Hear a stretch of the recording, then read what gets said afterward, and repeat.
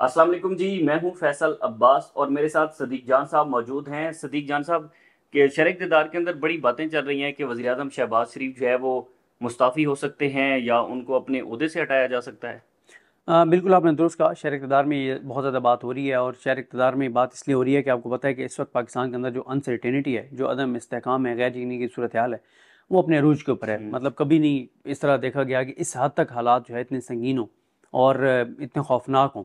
अगर आप देख लेना कि शहर इक़्तिदार में अगले चंद दिनों में किस तरह की चीज़ें होने जा रही हैं। मसलन आप देखें कि वो तहरीक लब्बैक ने धरना दिया हुआ था, लेकिन वो इतना सीरियस मामला नहीं था। हाँ। लेकिन मैं ये समझता हूँ कि जमात इस्लामी जो 26 जुलाई को आ रही है वो एक सीरियस मामला है। और दूसरा जो मामला है वो ये है कि 23 से फ्लोर मिल्स जो है वो दोबारा कह रही हैं कि हम हड़ताल का ऐलान कर सकते हैं। उससे ज़ाहिर है एक जब आटे की कीमत ऊपर जाती है तो एक हाँ। उसका इम्पैक्ट होता है। फिर इसी तरह से किसान दोबारा बात कर रहे हैं कि हम धरना जो है वो इस्लामाबाद में दे सकते हैं। दे सकते हैं। फिर इसके अलावा अगर आप देखें कि मौलाना फजल रहमान साहब जो हैं वो भी कुछ कन्वेंशंस जो है वो शुरू करने हम्म। जा रहे हैं। फिर तहरीक इंसाफ जो है वो बात कर रहे हैं और देख रहे हैं कि शायद 14 अगस्त को वो लॉन्ग मार्च लेकर आ जाएं। अब ये है जो सड़कों के ऊपर चीज़ें। फिर आप बनू वाली सूरत हाल आपके सामने है। हाँ। KPK में जो एहतजाज हो रहा है वो आपके सामने है। फिर इसी तरह से इकॉनमी की सूरत हाल अगर आप देखें, इकॉनमी नहीं चल रही इस हुकूमत से, हम्म। किसी सूरत नहीं चल रही। फॉरेन डायरेक्ट इन्वेस्टमेंट नहीं आ रही, नहीं आ रही। दावे बड़े बड़े किए गए, लेकिन उस तरह से फॉरेन डायरेक्ट इन्वेस्टमेंट नहीं आ रही। बल्कि शहबाज राना साहब ने तो स्टोरी की थी कि पिछले 50 साल की कम तरीन सतह पर है हाँ। जो फॉरेन डायरेक्ट इन्वेस्टमेंट है। फिर इसी तरह दहशत गर्दी में बहुत ज़्यादा आपके सामने इजाफा हो गया। फिर अदालतों की सूरत हाल आपके सामने है कि अदालतें और हुकूमत इदारे जो है वो आमने सामने हैं, और अदालतों को बहुत डराया जा रहा है। हाँ। ख्वाजा आसिफ साहब कह रहे हैं कि कॉन्स्टिट्यूशनल मेल्टडाउन होने जा रहा है, कॉन्स्टिट्यूशनल ब्रेक डाउन होने जा रहा है, और अगले 10 दिन में ऐसी चीज़ होगी कि ये हो जाएगा वो हो जाएगा। लेकिन अदालतें जो है वो दबाव में नहीं आ रही। यानी बहुत ज़्यादा अदालतों को ये तासुर दिया गया कि इमरजेंसी लगने जा रही है, मार्शल लॉ लगने जा रहा है, ये हाँ। होने जा रहा है। लेकिन अदालतें दबाव में नहीं आई। और अदालतें दबाव में ना आने का सबसे बड़ा सबूत ये है कि 2 जजेस ने नून लीग की रिव्यू एप्लीकेशन जल्दी फिक्स करने की इस्तदा मुस्तरद कर दी, और 2-1 से काजी साहब अक़लियत में आ गए और नून लीग की नज़रसानी दरख्वास्त नहीं लग सकी। फिर हुकूमत को नज़र आ रहा है कि 2 तिहाई ना मिलने से काजी साहब जो है वो उनको अब एक्सटेंशन नहीं दे सकते, उनको एक्सटेंशन नहीं दे सकते। तो ख्वाजा आसिफ साहब बबांग दोल कह रहे हैं कि अक्टूबर के बाद जो है ये जजेस इलेक्शन का केस टेकअप कर सकते हैं, और जब इलेक्शन का केस टेकअप करेंगे तो हमें घर भेज दिया घर जाना जाएगा, पड़ेगा। यानी इलेक्शन को कलअदम कर दिया जाएगा बकौल उनके। हालांकि ऐसा नहीं है, कहना वो दरअसल ये चाह रहे हैं कि हकीकी मैंडेट अवाम ने जिनको दिया था वो मैंडेट उनको वापस हो जाएगा। हम्म। फिर इसी तरह से आपने देखा कि अभी जो फैसला आया लाहौर से, लाहौर हाई कोर्ट की चीफ जस्टिस आलिया नीलम साहब ने कहा कि ट्रिब्यूनल वही रहेंगे, जजेस वही रहेंगे। वो भी नून लीग के लिए खतरनाक है, क्योंकि उसमें नून लीग की जो है वो विकटें गिरना शुरू हो जाएंगी। फिर नून लीग बड़ी तेज़ी से आवाम में अनपॉपुलर तो बहुत ज़्यादा हो गई है, नफरत और बहुत शदीद होती जा रही है नून लीग से। क्यों हम्म। क्यों नफरत शदीद हो रही है?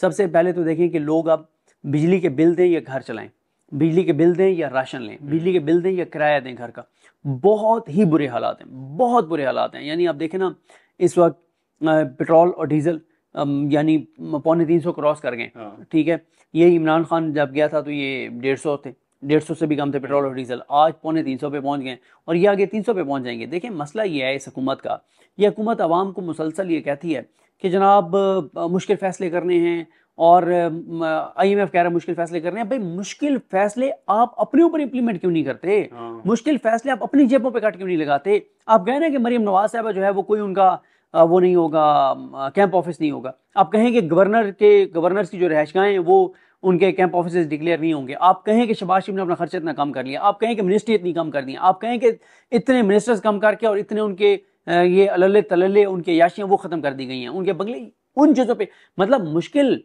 फैसलों के नाम पे आपने अवाम को तबाह कर दिया, आपने हम्म। अवाम को बर्बाद कर दिया, आपने अवाम को खुदकुशियों पर मजबूर कर दिया, और आप अपने अलल्ले तलल्ले अपनी चीज़ों के ऊपर आप कोई वो कंप्रोमाइज़ नहीं कर रहे। आपके अलल्ले तलल्ले बढ़ते चले जा रहे हैं, आपकी अयाशियाँ बढ़ती चली जा रही हैं, आपके दौरे बढ़ते चले जा रहे हैं, आपके पेट्रोल और डीजल बढ़ता चला जा रहा है, आपके घरों के खर्चे बढ़ते चले जा रहे हैं, आप अमीर से अमीरतर हो रहे हैं, गरीब हम्म। गरीब से गरीबतर हो रहा है। तो ऐसे चीज़ें नहीं चल सकती। फिर आप देखें कि बिजली के बिल, सिर्फ बिजली के बिलों पे आप बात करें तो उसने तबाह कर दिया अवाम को। हाँ। किसान आपका बर्बाद हो गया। बिल्कुल। ठीक है, और पहले किसान आप देख लें गंदम, अब जो एक और फसल का बता रहे थे रात कुछ दोस्त, उसकी भी जो कीमत है वो उस तरह से नहीं मिल रही। हाँ। फिर इसी तरह से आप देख लें तनख्वाहदार तबका परेशान है, मजदूर परेशान है, इंडस्ट्रियलिस्ट यानी हम्म। जिसकी इंडस्ट्री अपनी है वो इंडस्ट्री उसकी चल नहीं रही, और जिसकी अपना जो वहाँ पे मजदूरी करता था वो बेरोजगार है। तो कोई एक शोबा भी ऐसा नहीं है जिसमें आप कहें कि कुछ सुख का सांस हो। और नून लीग के लोग खुद जो इनके करता धरता है वो ये कहते हैं कि जनाब हालत ये है कि सिर्फ बिजली के बिलों के ऊपर अब हम मुंह दिखाने के नहीं हैं, हम लोगों में निकल नहीं सकते। नून लीग वाले कुछ लोग तो कहते हैं कि हम लोगों की जेब से कुछ हमने बिल भरे हैं, अब तो हम अपने डेरों पे बैठना छोड़ दिया कि लोग बिजली के बिल लेके आ जाते हैं कि ये हमारा बिल आया, हमने क्या करना है। फिर उसके बाद लोग अपने बच्चों को प्राइवेट स्कूलों से निकलवा रहे हैं, सरकारी स्कूलों में डाल रहे हैं। हालांकि सरकारी स्कूलों का म्यार अच्छा होना चाहिए, लेकिन बहुत से सरकारी स्कूल ऐसे जहाँ का म्यार अच्छा नहीं है। अच्छा नहीं है, हाँ। ठीक है, जिस वजह से फिर वालिदैन को प्राइवेट स्कूलों में बच्चों को दाखिल कराना पड़ जाता है। और देखें ये जो ट्रांसपोर्टेशन कॉस्ट है उसकी वजह से तालीम जो है वो इफेक्ट हो रही है आपकी। वालिदैन जो बच्चे अगर दूर जाते थे और अब वो अफोर्ड नहीं कर सकते तो वो बच्चों को वहाँ दूर के स्कूलों से निकलवा के करीब अगर अच्छा स्कूल नहीं भी उधर डाल रहे हैं। फिर देखें पहले ही पाकिस्तान में जो अभी फिगर आया है कि 2 करोड़ 53 लाख बच्चे स्कूल से बाहर हैं। 2 करोड़ 53 लाख बच्चे स्कूल से बाहर हैं। और हमारे हुक्मरान को देखें, हुक्मरानों को देखें, ऐसा लगता है कि मसले कोई नहीं है। और अब ये जो महंगाई करते चले जा रहे हैं उससे और ज्यादा बच्चे स्कूल से बाहर आएंगे। क्यों? वालिदैन का ही वो बच्चों को निकलवाएंगे कि मजदूरी में डालो, घर का गुजारा नहीं होता। कितने हमें मजदूरी करते हुए बच्चे नजर आते हैं जब हम उनसे पूछते हैं। अभी हम पिछले दिनों जब गए हुए थे, गबीन जब गए हुए थे, तो वहाँ पे 2-3 बच्चे मिले। तो उनसे हमने पूछा कि आप स्कूल क्यों नहीं जाते? तो उन्होंने कहा स्कूल जाएंगे तो हमारा घर कैसे चलेगा। ठीक है, गो के वहाँ पे श्रीजादा भाई वहाँ पे थे जो बड़े ज़बरदस्त रिपोर्टर हैं, इमरान रियाज खान साहब को वहाँ पे होस्ट भी करते हैं, इमरान भाई के साथ अक्सर नज़र आते हैं। तो उनके साथ यही बात हुई कि बहुत सारे लोग हैं जो एक यानी इस कॉज में वो आगे आना चाहते हैं। तो वहाँ मकामी लोगों को हमने कहा और उस चीज़ को हम आगे बढ़ाएंगे कि वहाँ पे कोई ऐसा वहाँ पे सिस्टम बन जाए कि स्कूल नहीं भी है तो कोई ऐसा सेटअप बन जाए कि वहाँ बच्चे कम से कम पढ़ सकें, यानी मॉर्निंग में वो पढ़ सकें। अगर शाम को वो कोई मजदूरी करना चाहते हैं तो वो करें बेशक, ठीक है। जाहिर है मजदूरी से मुराद ये है कि वो जो चाइल्ड लेबर में आते हैं वो तो नहीं, बच्चे से मुराद मैं ये ले रहा हूँ कि जो ज़रा बड़े हैं लेकिन स्कूल नहीं गए, चलें उनको साथ तालीम भी दी जाए और साथ शाम को वो काम करना चाहते हैं, काम तो वैसे भी वो कर रहे हैं, ठीक है, उनका घर वो चलता रहे। तो इस तरह की चीज़ें। तो फिर देख लें जो खुदा न खासा अगर किसी घर में बीमारी आ जाए तो जो इस वक्त सेहत की सहूलियात के हालात हैं, जो दवाइयाँ महंगी हो गई हैं, हेल्थ कार्ड उन्होंने बंद कर दिया है। तो कहने का मकसद ये कि किसी तरफ चीज़ें नहीं हैं। अभी सिर्फ आप पिछले 1 हफ्ते में देख लें कि चावल, आलू और ये बेसिक चीज़ों से लेके और ब्रॉयलर मुर्गी तक ये चीज़ें, इनके रेट कितने बढ़ गए हैं। हर तरफ एक मायूसी है, अनसर्टेनिटी है, और दिन ब दिन उस अनसर्टेनिटी में, उस मायूसी में इजाफा होता चला जा रहा है और इनको कोई एहसास नहीं। अभी तक ये अदालतों से लड़ रहे हैं, अभी तक ये अदालतों में हमलावर हो रहे हैं। तो देखें इस सारी सूरत हाल में अब बातें चलना शुरू हो गई कि शहबाज शरीफ किसी मौके पे भी हाथ खड़े कर देंगे कि हम मजीद हमसे नहीं होता, क्योंकि मूडीज़ की देख लें, फिच देख लें, IMF की देख लें, मतलब IMF ये तीनों कह रहे हैं कि महंगाई में भी और इजाफा होगा। फिच तो ये कह रहा है कि 18 माह की हुकूमत है और यानी ये उनके मुताबिक तो ऐसे समझें कि अगस्त 2025 तक की हुकूमत चलनी है और उसके बाद फिर इलेक्शन भी नहीं होने और टेक्नोक्रेट्स की हुकूमत होगी। वो बहुत लंबा है, खुद ख्वाजा से कह रहे हैं कि बहुत लंबा टाइम दे दिया, इतना लंबा ये मामला नहीं चलना, उससे पहले डिसाइड हो जाएगा। तो अब शहबाज शरीफ साहब मुस्ताफी तो हो सकते हैं, बिल्कुल हो सकते हैं, क्योंकि जब वो हाथ खड़े कर देंगे और मियां नवाज शरीफ बिल्कुल, मतलब मियां नवाज शरीफ की इस वक्त आप हालत देखें ना कि उनको कहा जाता है कि मतलब अब मियां साहब के जिम्मे क्या लगाया गया कि आप सारी पार्टियों से रब्ता करेंगे PTI पे पाबंदी के लिए। मतलब वो कहते हैं एक मुझे वज़ीर-ए-आज़म नहीं बनाया और दूसरा मुझे इन कामों के लिए रख लिया कि अब मैं PTI पे पाबंदी, क्योंकि उनके अपने दिल में नफरत भी है। नवाज शरीफ का बस नहीं चलता, वरना वो कहें कि PTI के को जिन्होंने वोट दिया उनको चौकों चौराहों पे खड़े करके गोलियां मारें। मियाँ साहब तो ये चाहते हैं कि उनकी करप्शन, लूटमार, इक़्तिदार, ये चीज़ें चलती रहें और जो उनका सियासी मुखालिफत हो उसका तो सर कलम कर दिया जाए। और मॉडल टाउन में आपने देखा भी इन्होंने क्या किया था। तो किसी मौके पे शहबाज शरीफ, मतलब नून लीग के अब लोग, इनके अपने लोग कहना शुरू हो गए हैं कि बस यार खुदा का वास्ते हम आवाम में जाने के काबिल नहीं रहे, अब तो लोग हमारे घरों का आगे और हमारे दफ्तरों का आगे घेराव करेंगे, जिस हद तक महंगाई और ये चीज़ें हो गई हैं और बेरोजगारी हो गई है।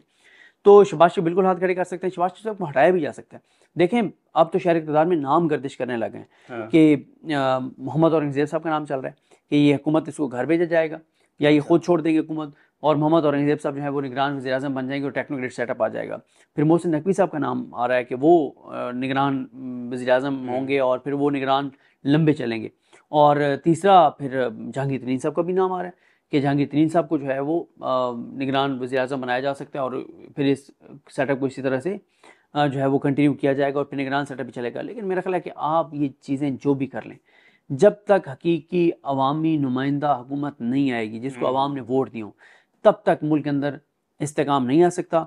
और पाकिस्तान के अंदर जो मुआशी इस्तेकाम है वो पाकिस्तान के सियासी इस्तेकाम से जुड़ा हुआ है। हाँ। आप अब टैक्स मर्जी जितने लगा लें, आप किसानों पे टैक्स लगा लें, आप बिजनेसमैन पे और टैक्स लगा लें, जो पहले टैक्स दे रहे हैं उनके ऊपर और टैक्स लगा लें, आम आदमी पे और टैक्स लगा लें, पैसा जितना मर्जी आता जाए। जब बैठी हुई हुकूमत ही अवाम की नुमाइंदा हुकूमत नहीं है, जो अवाम के वोट से आए नहीं हैं, हाँ। जिनको अवाम का वोट दोबारा लेना नहीं है, जिनके एहसास से जदादें बाहर हैं, जिनकी औलादें बाहर हैं, जिनके कारोबार बाहर हैं, जिनके मफतात बाहर हैं, उनको क्या लेने देने इससे? वो तो टिकट कटवाएंगे, पाकिस्तान से बाहर चले जाएंगे। तो अनसर्टेनिटी बहुत ज़्यादा है, शहर इक़्तिदार में ये बहुत ज़्यादा बात चल रही है।